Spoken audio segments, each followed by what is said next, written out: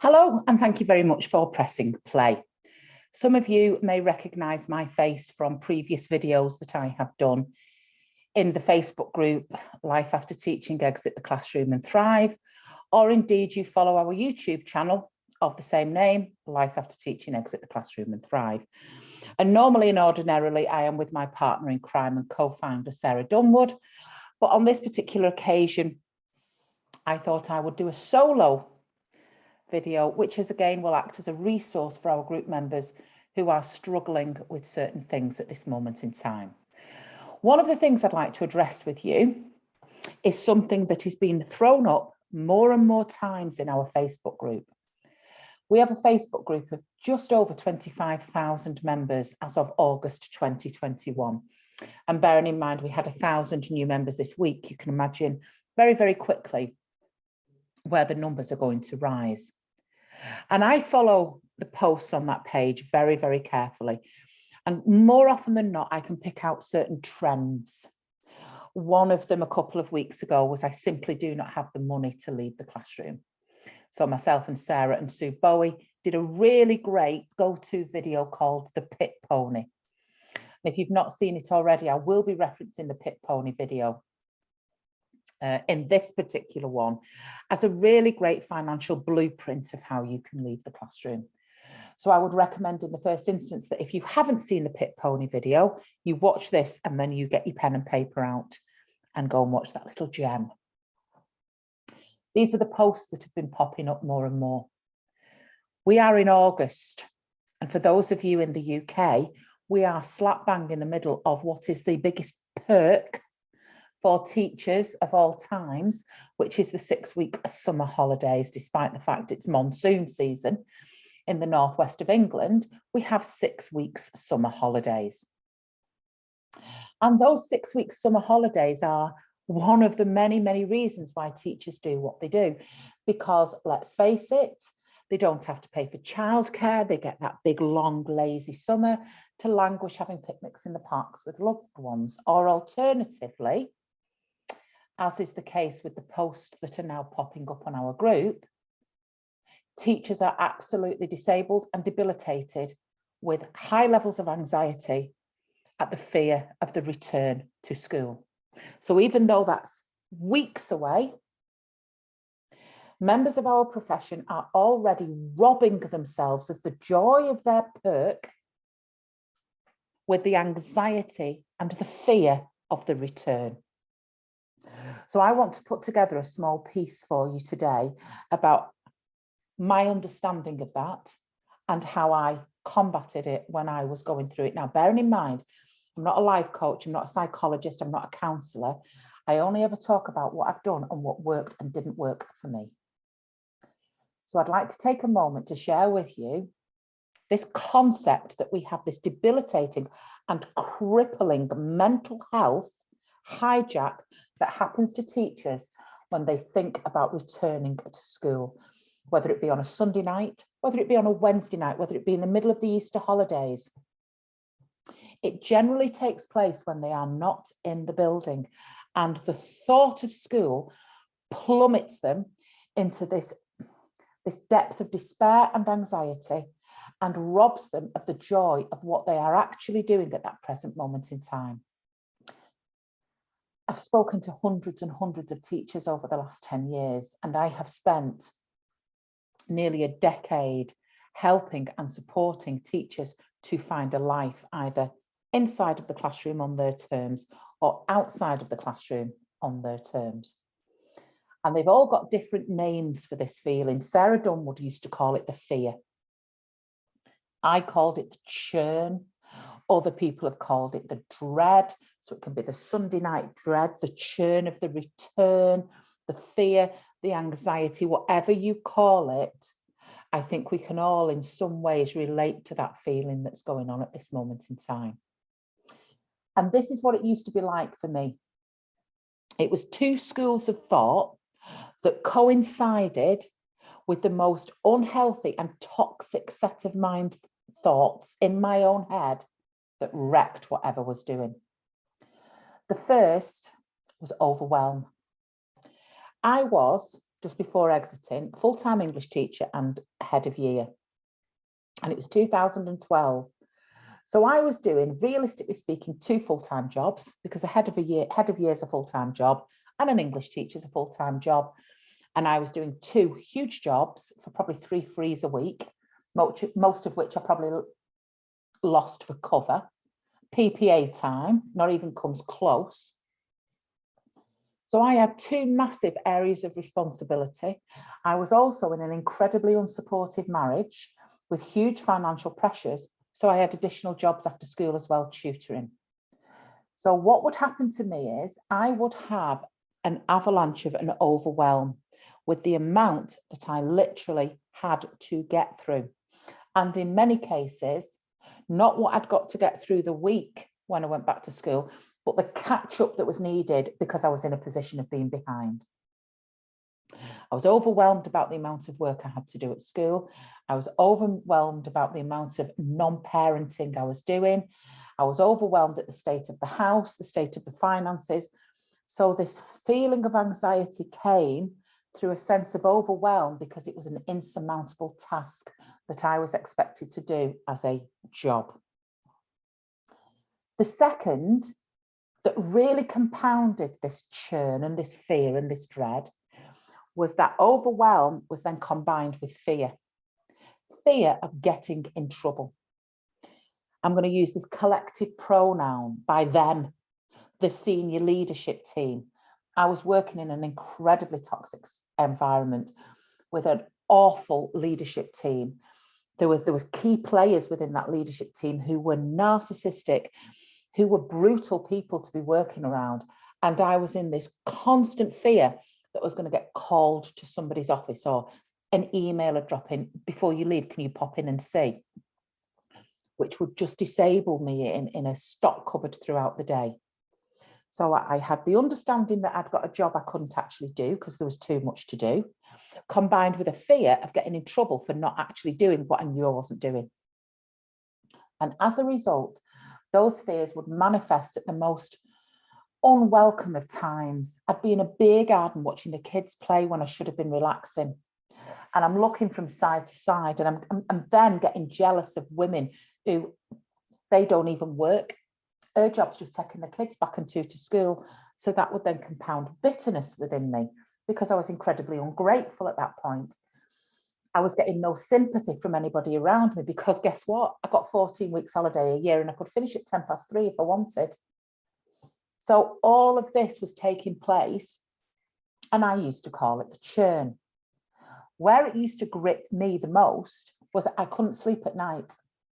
I could not get to sleep at night, and it would be 2 o'clock in the morning, 3 o'clock in the morning. I'd go down, I'd get a drink. I smoked in those days. I'd have a cigarette at the back door, wide awake. Knew the alarm was going off at 6:30. To get to 5:15, I'd drop off into the sleep of 1,000 sleeps. And then at 6:30, couldn't get myself out of bed because I'd fought all night to get to sleep. And now I was fighting in the morning to wake myself up. So I'd start this day of overwhelm, groggy, because I'd not slept, running on empty. And that was Monday. And then as soon as I drove through the school gates, that anxiety lifted. Because I was actually in the building and I was doing it and I was doing what I needed to do. So I was caught in this awful spiral and cog and a mechanism of anxiety. And if you can relate to what I've just said there, let's call it the churn or the fear or whatever, that's what I want to talk to you about today. How we manage that level of anxiety without letting it rob us of some of the best years of our lives. Okay, so let's have a look at what we've got. The first thing I want you to do is acknowledgement. You are acknowledging that you are feeling this. Number one, the fact that some woman, albeit with a broad northern accent, is talking about what you can resonate with. Number two, that lets you know you're not on your own.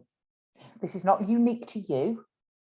This is something that is so common that I have decided to do a video about it because the amount of anonymous posts and messages that we're getting on our Facebook group lets you know that this is part and parcel. Now, you need to listen to my words now, not of teaching, not of being a teacher, but part and parcel of working in a toxic school. Because there are teachers out there are many, many hundreds, thousands of teachers out there who are not working in toxic school environments. I suspect they are the minority, but there are many teachers who you talk to and they go, oh, it's hard work and I have a lot to do, but I do love it. Oh, I'd never leave. I love my school. My head teacher's lovely. If you're feeling everything I've just outlined in the first 10 minutes of this video, it's not because you can't cope. It's because the organisation that you work for is so badly structured that they have put the pressure from top down to the bottom. I bet they're on the brink of special measures. I bet they lie when Ofsted comes in. I bet they completely fraught as a senior leadership team because they're not organised. They're the kind of toxic environments that give you a Kit Kat on a Friday and think they've done something for well-being. Whereas if it was structured with a decent marking policy, with clear expectations of staff who don't have briefings for the sake of briefings and meetings to discuss meetings, if you are working in a healthy work environment, you will not be experiencing on a regular basis what I'm talking about. So in the first instance, shame on them. Not shame on you. See how your mindset is changing now. Number one, I'm not on my own. Number two, this isn't my fault because the structure with which I'm working has no duty of care for me. So push back on that blame because that's what I started to do. Shame on you. Acknowledge you're not on your own. Shame on you. It's not normal. It is not normal. The average person who goes to work does not feel the way that you're feeling where that churn and anxiety comes. So that is your big red flag waving at you that this is time to change. And there's only one person who can make that change, and it's yourself. You are never going to change organisationally what's going on within that school. You are never going to change that person who your knees lock when you see them in the corridor, whether it be your head teacher, your deputy, your job share, a TA. You're not going to change that toxic person within the school, but what you are going to do is change how you react to what is going on. And you are about to take control. You're going to get a grip. A good northern expression, get a grip. And it stops now. It's not just you that's going through it. You're not on your own and it's their fault. Now you're going to get a plan. This is something that's going on for the moment. You are now going to make this stop because you're going to leave. We don't know how you're going to leave yet. That's where the pit pony video comes in. That's where you can start to look for another job. But one way or another, you're going to start a plan. So when that anxiety is gripping you on a Sunday afternoon, or that anxiety is robbing you while your kids are playing in the sea, get your book out and go plan. I am leaving this job on. And set yourself a date and reverse engineer your exit with a plan. I'm not staying in this. I won't have my kids stay in this environment. I'm leaving. So I'm only feeling like this for the moment because I'm going. Because I've seen so many other people do it and I'm going to do it and take the control back by deciding that you are going to leave. You might go off on sick and make your plan. You might start applying for other jobs. You might start developing your own business. But one way or another, you are taking affirmative action to make this stop. And the empowerment that that will bring you will be huge. So you're going to put a spanner in the works and you're going to get an exit strategy because you do not stay in that environment. I liken it and have done in the past to saying, would you go into work every day if you knew your classroom was toxic with asbestos? I know, but I can pick the kids up on a Thursday because I finish early and I've been at the school for ages. And if I leave that classroom, the kids are going to miss me. And I do get 14 weeks holiday a year. So no, you wouldn't do that. You wouldn't stay in that toxic environment. What you would do is you would get out. And just because the toxicity isn't physically impacting you, you've still got to get out. So that's no longer a question, it's how.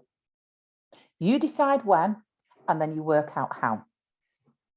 But what can you do in the meantime? Don't debilitate yourself with fear. Go to the pit pony and say, right, this is how you do it. I know, but I'm the breadwinner, so was I. I know, but I've got a massive mortgage. Do something about it. Get your finances in order and leave. Whilst it's happening, there are other things you can be doing as well. You've raised awareness to what's going on. You've raised awareness to the situation. You realise you're not on your own. Spend more time in the Life After Teaching group.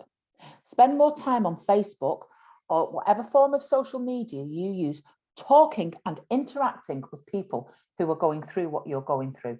Because I know it sounds awful, but sometimes other people's misery doesn't half garner some comfort. She getting divorced as well. You know, you're doing it's bloody awful, and yeah, it is. Let's have shared misery, and then let's empower each other and lift each other up to do something about it. So spend more time in our Facebook group. Get your journal out, get your plan out. And this is what I want you to do. I want you to plan your exit. And I bet the first thing you do is work out finances, what other job I can be doing. No, I want you to plan your exit for your life. Your job should only ever be leverage for a lifestyle. Your job should be a quarter of your thought time, a quarter of your actual time. And the rest of that time is the life that that job provides for you. Because if it isn't, you've got it the other way around. And people talk about a work-life balance. That's what it's meant by it. Doesn't mean you need more time with your family. There's no point having more time with your family if you're gripped by the churn. Your job has got to be a leverage for your life. So part of your plan, when this anxiety is kicking in, all right, if I didn't have to earn, let's just move that out of the equation for the minute. What do I actually want to do with my life? Because let's face it, I suppose the average of us are between the ages of, say, 30 and 60. So we're in a good position here. What do you want to do? I want to travel. I want to learn another instrument. I want to write. I want to set up a business, doing art classes. I want to learn a foreign language. What do you want to do? What do you want to achieve that brings you joy? Do you want to start cooking and baking? What I do, what my lifestyle leverages me for is this. I get so much joy helping and supporting in a philanthropic kind of way, the Facebook group, because my business leverages me a lifestyle that allows me the time and the freedom and the headspace to enjoy other aspects of my life. I'm start looking at the moment, Doubletree by Hilton Stratford upon Avon, because me and my sister are booking it for the end of August. I will tell you now, in the time we're in Stratford, we'll probably be killing each other by day 2, you know, the cousins and all that stuff. There's not going to be a minute. And she's an ex-teacher as well. And we'll sit there and go, do you remember this time? We'll be going, oh my God, results day. I want to go another week. I've got to get the kids' uniforms. Woof. We're not going to rob 1 minute of our time. So sit down and journal about what do you want from your life. Take the job out of it and then look at the earnings you need to leverage that. If your mortgage is too big and you can't leave because of your mortgage and you're desperately unhappy, then you've created a prison cell, not a home. If you don't want the children to have to suffer because they can't have ballet lessons and dance lessons, they're not suffering. They'd be better with the mum who was dancing with them in the living room on a Sunday afternoon carefree, rather than going to some ballet class that they probably don't even want to go to anyway. Work out what you want to do with your life. And that forms such a part of your exit strategy. I don't want to just find another job. I don't just want to generate income. I want quality of existence, because my mindset is everything.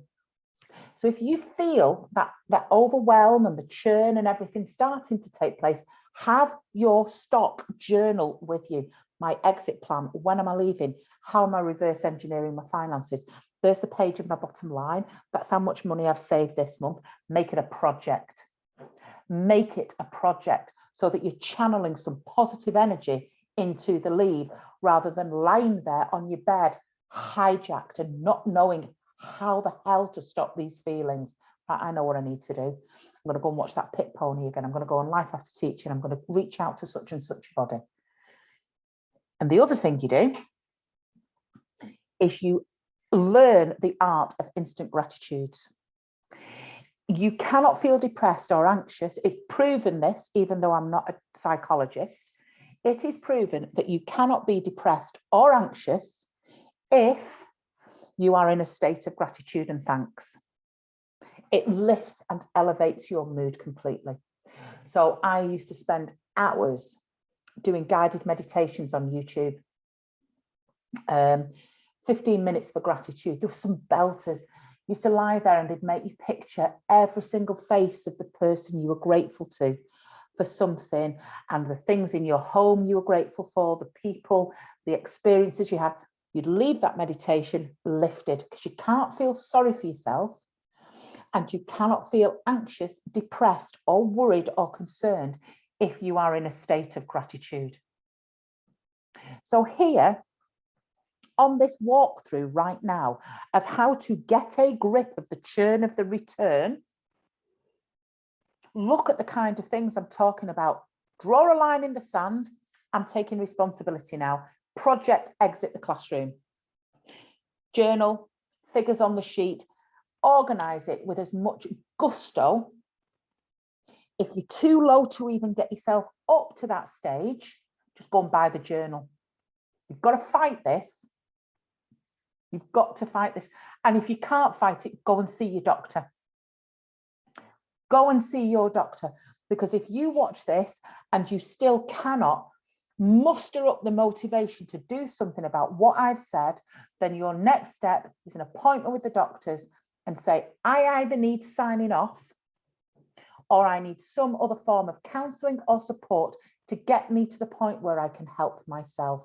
Because if you can't act upon this, that's not normal and that's not okay. And that's not how your neighbour who's mowing the lawn over the fence, who's working for a web designer or is an accountant, is feeling right now. He's not bolt upright at 4 o'clock in the morning, pacing the floorboards and then out like a light at 5:30. There's a lot of stuff on this now for you to unpick, and you can work out, and this is not definitive. These are just some of the things I did at that time when I was exiting, when I was getting my plan together, when I was piecing my life together, what I wanted to do.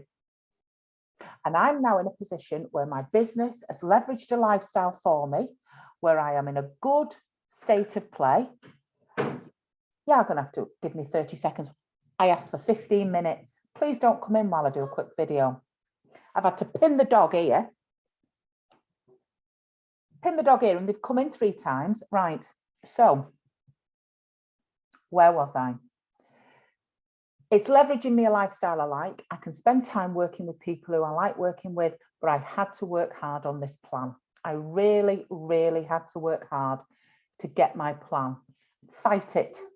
Get angry. Okay? Get angry with what's going on at this moment in time.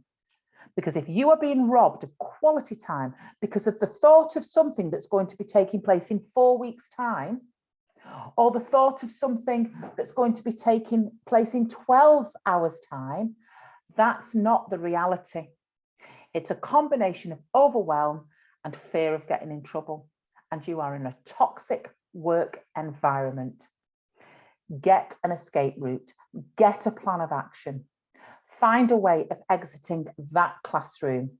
It might be into another classroom. It might be into another job. But find a way to exit that classroom. Because the minute you leave a toxic work environment, the minute you recognize red flags, the minute you start to value yourself a lot better than you are at the moment, you never let it happen again. Whether that be in a relationship or a work environment because you've survived it. And once you've survived something like that, as traumatic as it is with what you're going through at the moment, you will heal. And you will never allow that to happen again. So we've got the Facebook group, Life After Teaching, Exit the Classroom and Thrive, an incredibly supportive and safe environment.